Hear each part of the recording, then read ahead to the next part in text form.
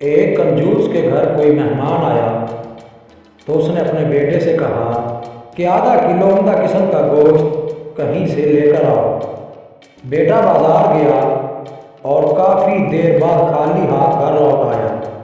کنجوس باپ نے پوچھا گوشت کہاں ہے؟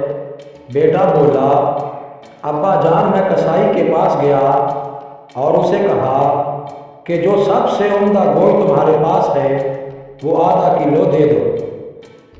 کسائی نے کہا بے فکر رہو، میں تمہیں ایسا گوشت دوں گا کہ گویا مکھن ہو۔ میں نے سوچا اگر ایسا ہی ہے تو مکھن ہی لے لیتا ہوں۔ میں نے کسائی سے گوشت لینے کا ارادہ ترک کر دیا اور سیدھا مکھن والے کے پاس گیا اور اس سے کہا کہ تمہارے پاس جو سب سے عمدہ مکھن ہے وہ دے دو۔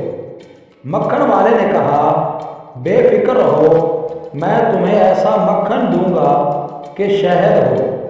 میں نے سوچا کہ اگر ایسا ہی ہے تو پھر شہد ہی خرید لوں۔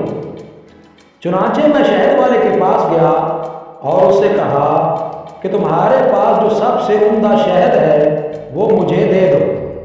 شہد والے نے کہا بے فکر رہو، میں تمہیں ایسا شہد دوں گا گویا کہ بالکل صاف شفاف پانی ہو۔ میں نے سوچا اگر یہی قصہ ہے تو پانی گھر میں ہی موجود ہے، اس لیے میں خالی ہاتھ واپس آ گیا۔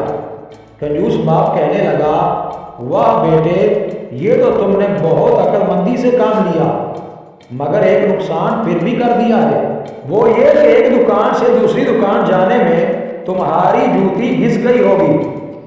بیٹا بولا نہیں ابا جان، ایسا نہیں ہے، میں تو مہمان کی چپل پہن کر گیا تھا، اس لیے کوئی نقصان نہیں ہوا۔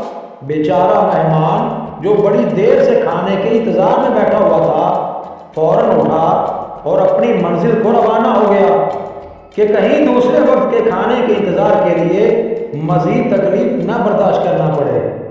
مزید اچھی ویڈیوز کے لیے چینل کو سبسکرائب کریں اور بیل کے آئیکن